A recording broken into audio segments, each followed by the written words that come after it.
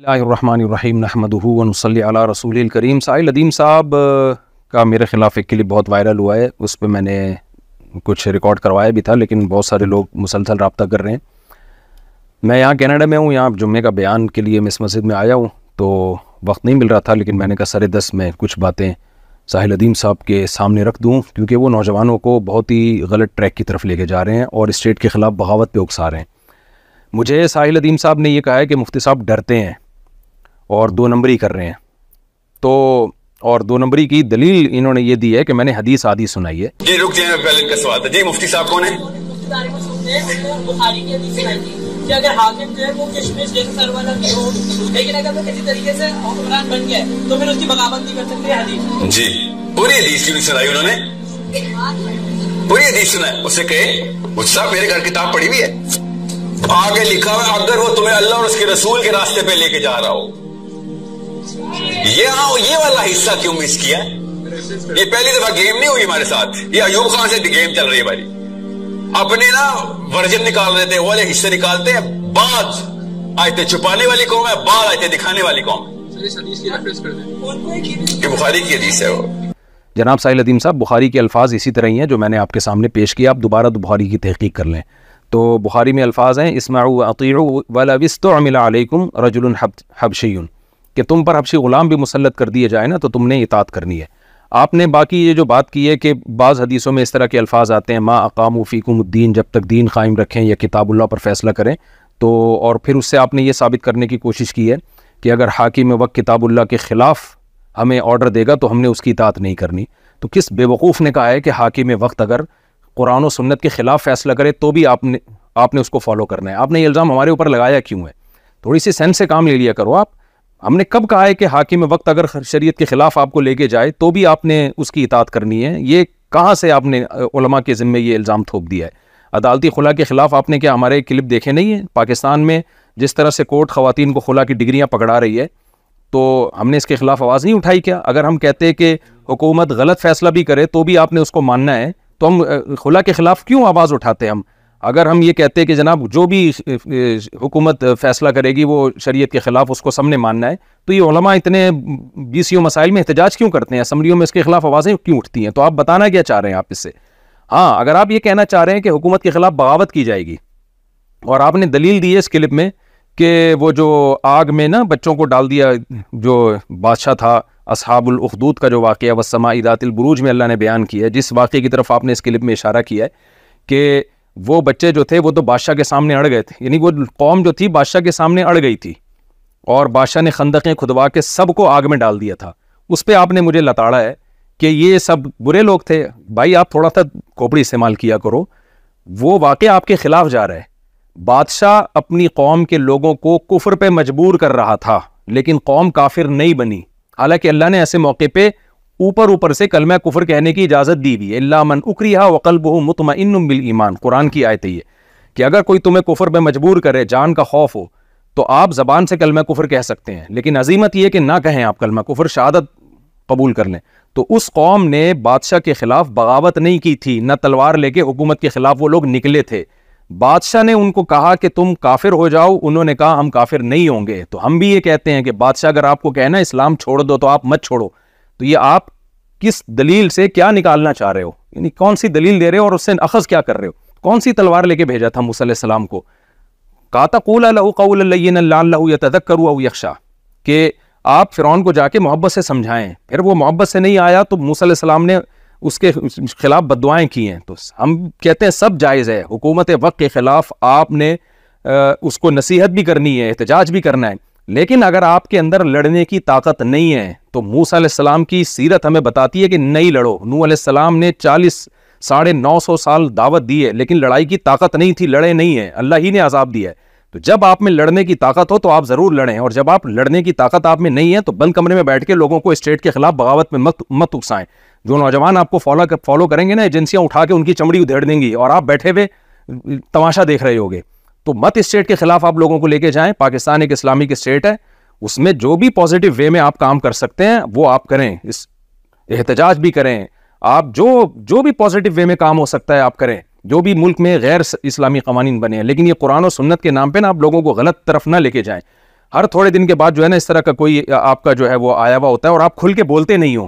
آپ کے اندر جو چھپا ہوا ہے نا وہ یہ ہے کہ آپ پاکستان میں تلوار کی طاقت کے ذریعے آپ حکومت کو گرانے کو، آپ لوگوں کو، اس نوجوانوں کو اس پہ لے کر آ رہے ہو. یہ آپ کے اندر ہے، لیکن آپ ایجنسیوں سے، فوج سے ڈرتے ہو، آپ منہ سے بولتے نہیں ہو. ڈرپوک آپ ہمیں کہہ رہے ہو آپ.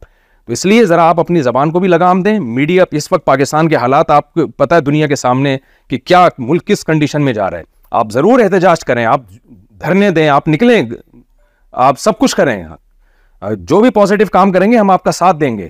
لیکن آپ جو لوگوں کو جس طریقے سے بغاوت کے راستے پہ لے کے جا رہے ہو نا، اور کبھی آپ وہ سورہ بروج کا واقعہ لوگوں کو سنا رہے ہو، کبھی موسیٰ علیہ السلام کا سنا رہے ہو کہ فرعون کے مقابلے میں آ گئے تھے. کیا تلوار لے کر آئے تھے فرعون کے مقابلے میں؟ وہ زبانی دعوت دی تھی. تو آپ بھی دعوت دو نا زبانی. آپ کے پاس میڈیا ہے، آپ بولو کسی کے خلاف، آپ حاکم وقت کے خلاف بولو، صحیح بات بولو گے ہم آپ کا ساتھ دیں گے.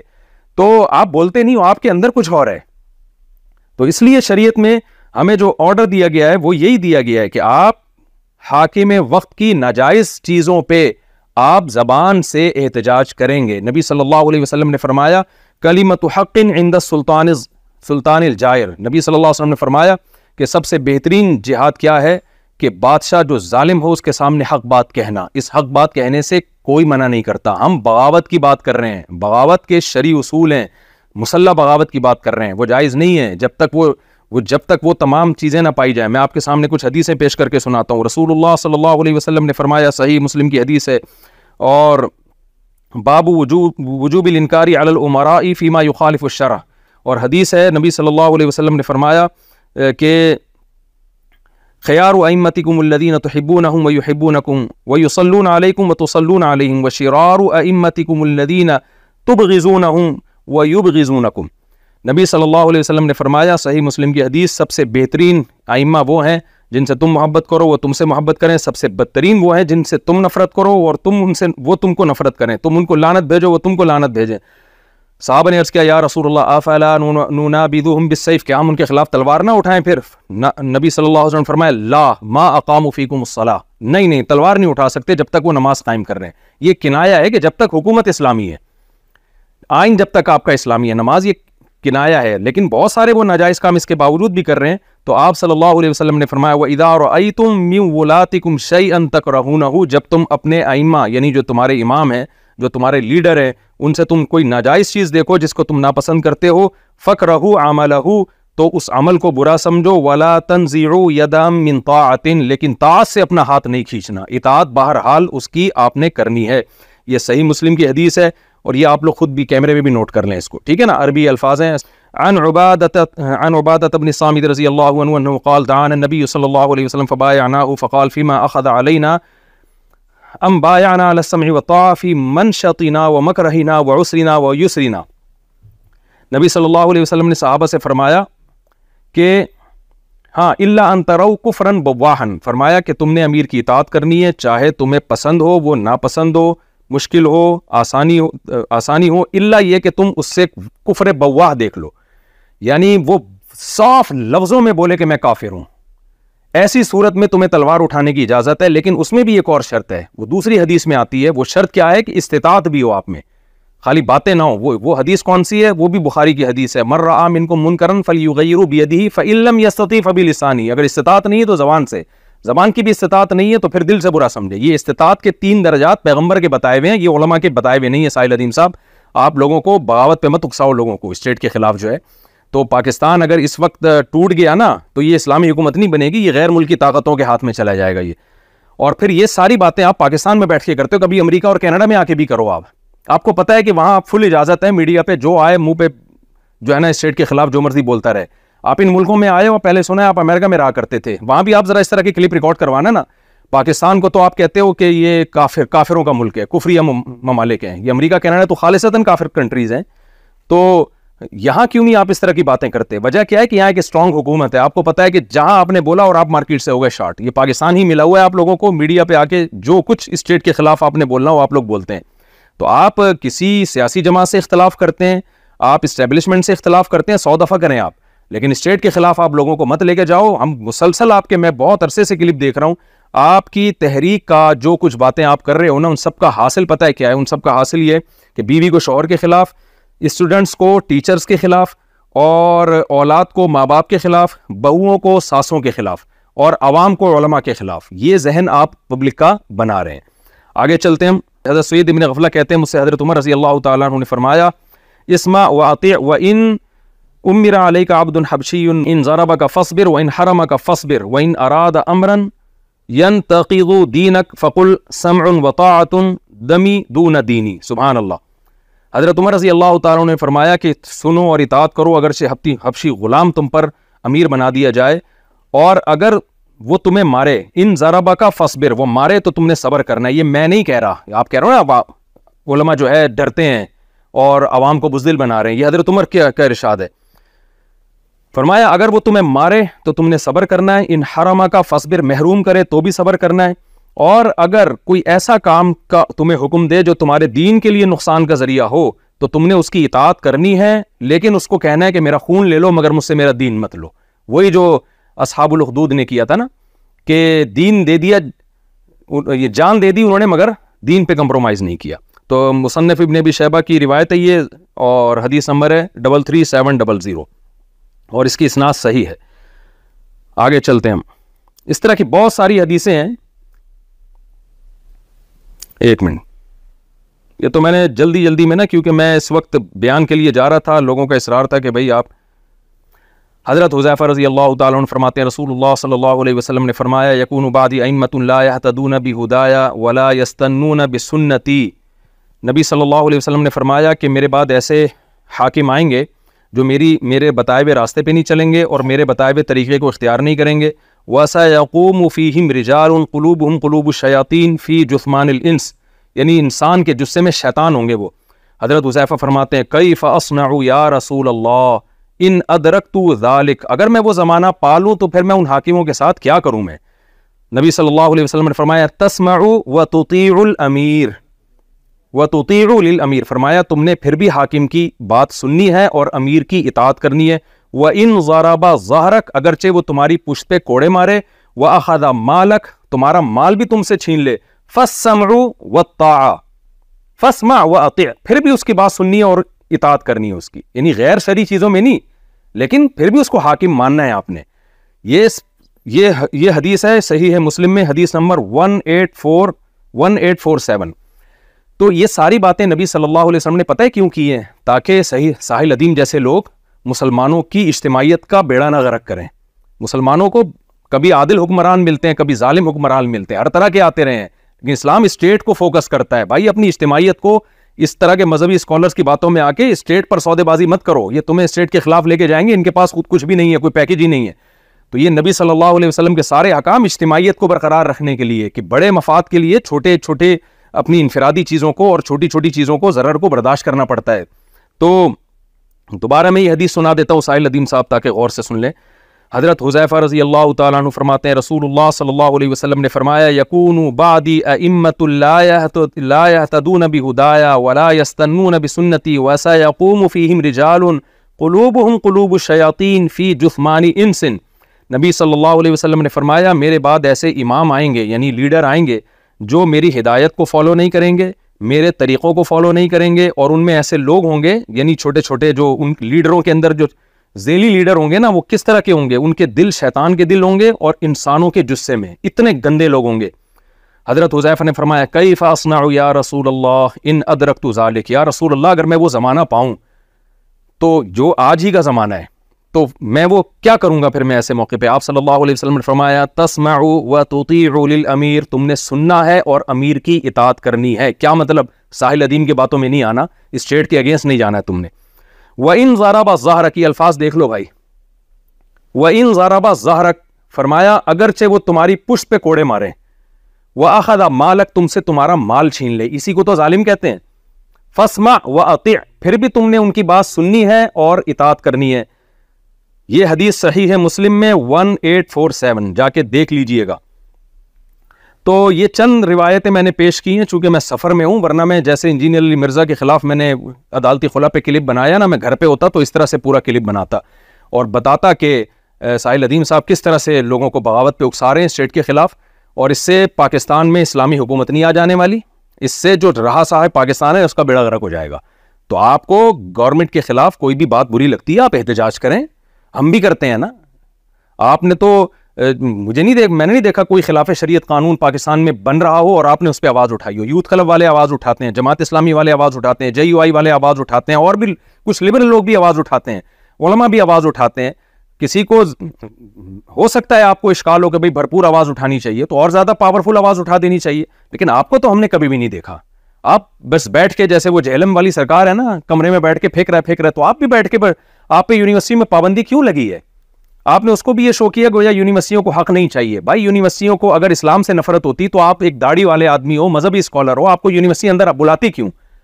کیا آپ ان کو پیسے دے رہے تھے کیا اندر جا کے؟ آپ کے اسی ایٹیٹیوڈ کی وجہ سے یونیورسٹیوں نے آپ کو اور کالجز نے آپ کو باہر نکالا ہے کہ آپ اینٹی اسٹیٹ ایلیمنٹس پیدا کر رہے ہو. اور میں پبلک کو بھی کہتا ہوں, نوجوانوں کو بھی کہتا ہوں کہ اس طرح کے لوگوں سے آپ ہوشیار رہیں. یہ ہوتا ہی ہے کہ ان لوگوں کے گرد جب اینٹی اسٹیٹ جو نوجوان تیار ہوتے ہیں نا, تو خفیہ ایجنسیاں ان نوجوانوں کی چمڑیاں ادھیڑتی ہیں, اٹھا کے ان کو مارتی ہیں کہ پہلی ملک کے حالات ایسے خراب چل رہے ہیں اور پھر یہ لوگ آپ کے کام نہیں آئیں گے. تو اور پھر بھی اگر آپ کہتے ہو نا مفتی صاحب ڈرتے ہیں, میں نے تو آپ کے سامنے قرآن و سنت پیش کیا ہے, شریعت کے میں نے اصول بیان کیے. خود نبی صلی اللہ علیہ وسلم کی سیرت کو دیکھ لو. 13 سال مکہ میں آپ صلی اللہ علیہ وسلم نے جہاد کیوں نہیں کیا؟ کمزور تھے, پاور نہیں تھی. مدینہ میں آئے ہیں تو شروع میں صرف دفاعی جہاد پر اکتفا کیا ہے کہ بھئی دفاع کرنا ہے اپنا, خود سے بڑھ چڑھ کے حملے نہیں کیے. جب ایک بڑی پاور تیار ہوئی ہے تو جا کے آپ صلی اللہ علیہ وسلم نے مکہ پہ چڑھائی کی ہے. یہ اس لیے کہ اللہ نے دنیا کو اسباب کے ساتھ جوڑا ہے. اب نبی صلی اللہ علیہ وسلم کے ساتھ جو حالات 23 سال میں ہوئے وہ ہمارے ساتھ 1000 سال میں ہو سکتے ہیں, 1000 سال میں اس کی لینتھ لمبی ہو سکتی ہے. لیکن ہم نے دیکھنا ہی ہے کہ گراؤنڈ ریئلٹی کیا کہتی ہے.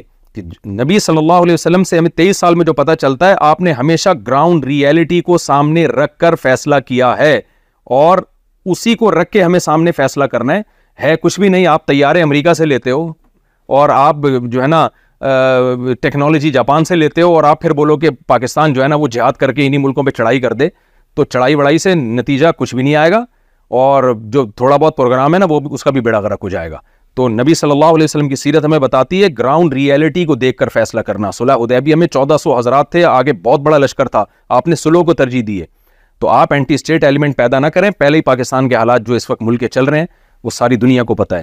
تو نبی صلی اللہ علیہ وسلم کی یہ حدیث میں دوبارہ پڑھ کے اپنی بات کو ختم کرتا ہوں. اس کو آپ بار بار, وہ پوری حدیث پڑھ رہا ہوں, پورا پیج میں نے کھولا ہوا ہے. حضرت حذیفہ فرماتے ہیں نبی صلی اللہ علیہ وسلم نے فرمایا یکون بعدی ائمۃ لا یہتدون بہدایا, میرے بعد ایسے امام آئیں گے جو میری ہدایت کو فالو نہیں کریں گے. لا یستنون بسنتی, میری سنت کو فالو نہیں کریں گے, طریقے کو فالو نہیں کریں گے. ان میں ایسے لوگ ہوں گے قلوب الشیاطین فی جثمان انس, انسان کے جسم میں شیطانوں کے دل ہوں گے ان کے, ایسے لوگ ہوں گے. حضرت حذیفہ فرماتے ہیں کیف اصنع یا رسول اللہ ان ادرکت ذلک, یا رسول اللہ اگر میں وہ زمانہ پاؤں تو کیا کروں؟ آپ نے فرمایا تسمع وتطیع للامیر, سننا ہے اور امیر کی تم نے اطاعت کرنی ہے. وان ضرب ظہرک, چاہے تمہاری پشت پہ کوڑے مارے, واخذ مالک, تمہارا مال تم سے چھین لے, فاسمع واطیع, پھر بھی سننا ہے اور اطاعت کرنی ہے. تو یہ بزدلی اگر میں سکھا رہا ہوں تو معاذ اللہ نقل کفر, آپ الزام سید الانبیاء صلی اللہ علیہ وسلم پر لگائیں معاذ اللہ. حقیقت یہ ہے کہ نہ میں بزدل ہوں نہ ہمارے پیغمبر دنیا کے بہادر ترین انسان تھے, لیکن ہمارے پیغمبر جو ہیں وہ اسٹیٹ اور ریاست, مسلمانوں کے لیے ریاست کی اہمیت کو اس میں اجاگر کیا ہے کہ ریاست کو بچانا ہے سب سے پہلے. امیر اچھے برے آتے رہیں گے, امیر کبھی اچھا آئے گا کبھی برا آئے گا, کبھی آپ کے مطلب کا آئے گا کبھی آپ کے مطلب کے خلاف آئے گا, تو اس سے فرق نہیں پڑتا. آپ نے اسٹیٹ کو سب سے اول رکھنا ہے, اور اگر حق بات ہے تو آپ میڈیا پہ آ کے بیان کریں, اس سے آپ کو کون روکتا ہے؟ حق بات سے کوئی نہیں روکتا. اور آپ جس طرح کا آپ کا ایٹیٹیوڈ ہے نا میڈیا پہ, اور جو آپ کا لب و لہجہ ہے, تو لوگ جس طرح آپ سے پریشان ہیں, جس طرح ہمیں کال کرتے ہیں, میں تو آپ کے خلاف کچھ بولتا نہیں تھا احترام میں کہ یار بلا وجہ جو ہے نا یوٹیوب پہ ایک جنگ چھڑی آتی ہے, لوگ دیتے ہیں مذہبی اسکالر آپس میں لڑ رہے ہیں, لیکن اب آپ بدتمیزی پہ اتر آئے ہو. آپ کھلے عام علماء کے خلاف بولنا آپ نے شروع کر دیا ہے, اور آپ ہمیں بزدل کہہ رہے ہو, آپ ہمیں کہہ رہے ہو کہ جی یہ آدھی حدیثیں سناتے ہیں, گویا ہم یہودیوں والا کام کر رہے ہیں. تو حد ہوتی ہے, ایک برداشت کی بھی حد ہوتی ہے.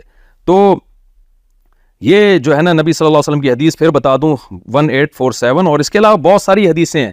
ہم واپس گئے تو انشاءاللہ جیسے خلا پہ ہم نے کلپ ریکارڈ کروایا تھا نا, اگر آپ نے دوبارہ کوئی اس ٹاپک پر لوگوں کو غلط آپ نے گائیڈ کیا تو میں پھر اسی طرح بھی میں کلپ انشاءاللہ اسی طریقے سے دوبارہ ریکارڈ کرواؤں گا.